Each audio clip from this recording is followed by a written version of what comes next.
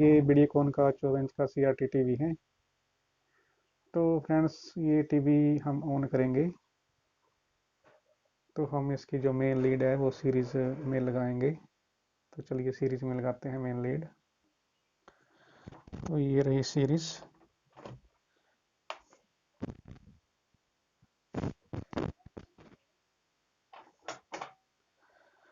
ये देखिए किस प्रकार की इसमें प्रॉब्लम बन रही है। यानी कि ये जो टीवी है डेड है। हम इस टीवी का जो बैक कवर है वो ओपन कर लेंगे। हमने इस टीवी का जो बैक कवर है खोल लिया है।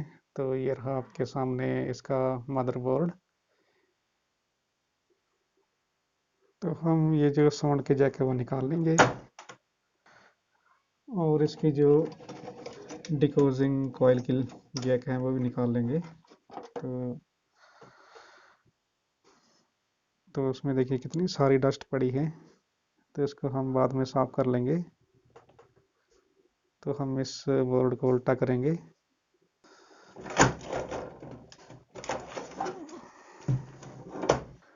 तो ये रहा इसका जो मेन पीसीबी बोर्ड है। तो ये किसी ने रिपेयर किया है पहले से ही। तो जब भी हम इसका जो पीसीबी बोर्ड है वो निकालते हैं तो पूरे बोर्ड में नज़र देते हैं कि कहाँ इसमें ड्राई सोल्डिंग बनती है। तो उस सोल्डिंग को ठीक करेंगे। और जहाँ हो सके लूज कंपोनेंट हो तो उन कंपोनेंट को भी हम ठीक कर लेंगे। तो यहाँ तो बिल्कुल ओके लगते हैं जो भी कंपोनेंट है। चलते हैं हम सप्लाई की ओर। ये है इसकी प्राइमरी सेक्शन और ये सेकेंडरी। हम मेन जो कैपेसिटर है यानी कि फिल्टर है उसमें वोल्टेज चेक करेंगे। मल्टीमीटर को हम डीसी वोल्टेज में सेट कर लेंगे। फिर करते हैं हम टीवी की पावर ऑन।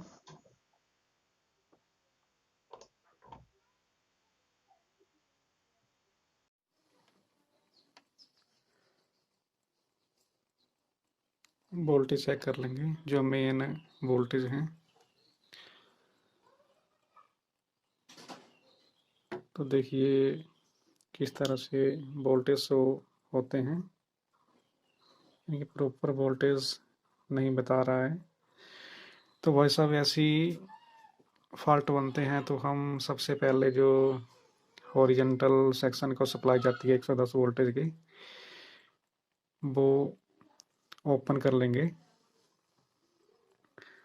चाहे जंपर हो, रेजिस्टेंस लगी हो, डायोड हो, तो हम उसको खाली कर लेंगे। यानी कि जो सप्लाई जाती है उसका निकाल लेंगे।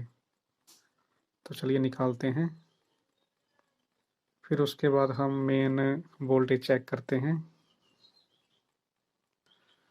तो हम मेन लीड को निकाल लेंगे। मीटर को रखते हैं साइड में। तो ये रहा इसका 110 वोल्टेज का डायोड। तो इस डायोड को हम खाली कर लेंगे। इसका ये जो प्रिंट बना है इसको हम अच्छी तरह से खाली कर लेंगे। इसके सोल्डिंग निकाल लेंगे अच्छी तरह से। फिर हम वोल्टेज जो वोल्टेज बनते हैं 110 वो चेक करेंगे और पीछे भी जो मेन फिल्टर है उसकी सप्लाई चेक करेंगे। ऐसा करने से पता लग जाता है कि कहाँ फॉल्ट बनता है। अगर एसएमपीएस का फॉल्ट हो तो भी पता लग जाएगा, हॉरिजेंटल सेक्शन का फॉल्ट हो वो भी पता लग जाएगा। क्योंकि हॉरिजेंटल का जो फॉल्ट बनेगा तो सप्लाई बिल्कुल ओके बताएगी 110 वोल्टेज की। ध्यान से देखिए ये जो डायोड है यहाँ हमने इसके सोल्डिंग निकाल दी है, प्रिंट खाली कर दिया है। अब वोल्टेज चेक करेंगे।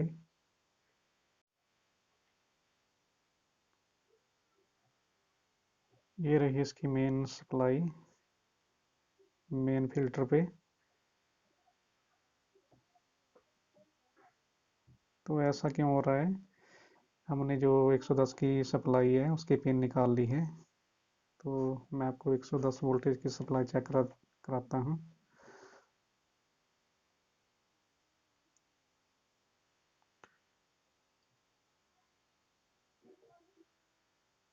ये देखिए फ्रेंड्स, 110 15 की सप्लाई जो है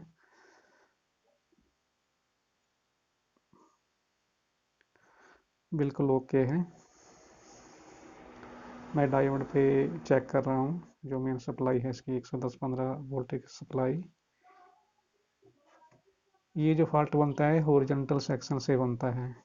तो इस टाइप का फॉल्ट बने तो हम EST हॉरिजॉन्टल आउटपुट ट्रांजिस्टर और डायोड चेक कर लेते हैं। तो ये जो हॉरिजॉन्टल आउटपुट ट्रांजिस्टर है इससे हम बाहर निकाल के चेक करेंगे।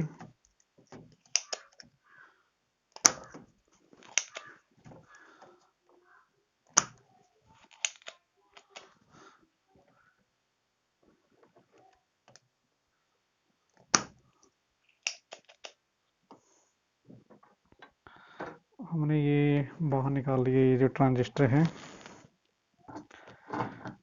इसे हम चेक करेंगे। तो इसका नंबर आप देख लें।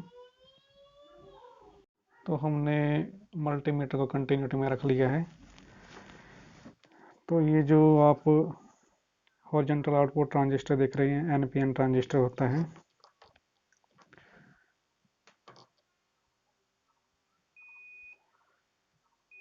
ये देखिए उसमें बीप की आवाज़ आ रही है।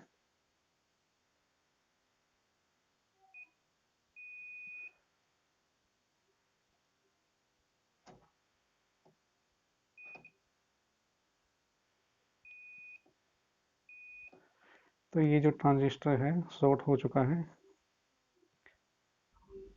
तो आप इस ट्रांजिस्टर को निकाल के भी सप्लाई चेक कर सकते हैं, कोई प्रॉब्लम नहीं है। तो उसकी जगह पे हम नया ट्रांजिस्टर डालेंगे। तो ये देखिए इसका नंबर, आपको नंबर शायद दिखाई ना दे, मैं पढ़ के दिखाता हूँ। इसका नंबर है MD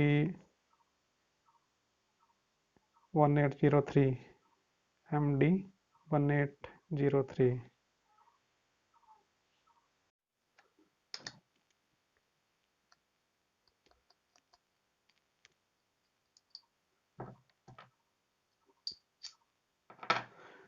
तो आप हीट सिंक जो कंपाउंड होता है वो भी लगा सकते हैं।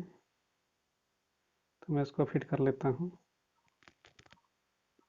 तो हमने नया जो ट्रांजिस्टर है वो लगा लिया है। अच्छी तरह से इसे कस दें।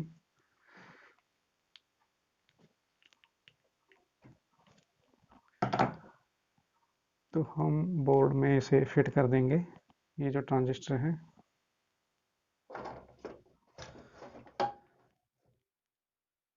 फ्रेंड्स, ये जो आसमानी कलर के दो कैपेसिटर दिखाई दे रहे हैं इनका भी कभी कभी फॉल्ट बन जाता है, और EST का भी फॉल्ट बन जाता है।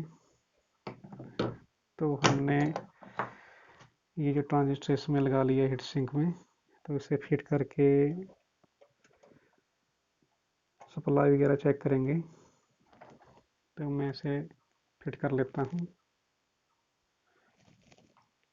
ट्रांजिस्टर के ऊपर सोल्डिंग कर देंगे, क्योंकि हमने ये जो ट्रांजिस्टर है बोर्ड में फिट कर लिया है।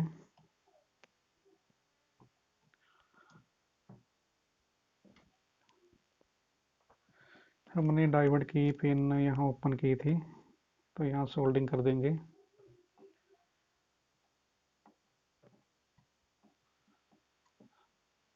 फिर उसके बाद वोल्टेज चेक करेंगे कि हमारी सप्लाई ओके हुई है कि नहीं हुई है। अब मल्टीमीटर लेंगे। तो ये देखिए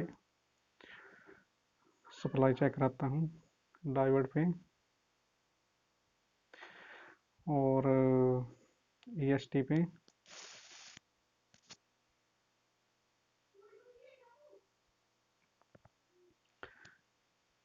और उसके बाद ट्रांजिस्टर पे।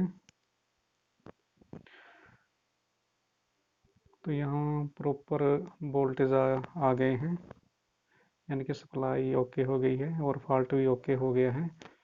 तो मैं आपको टीवी चेक करा देता हूँ आगे से। ये देखिए फ्रेंड्स, जो भी फॉल्ट था बिल्कुल ओके हो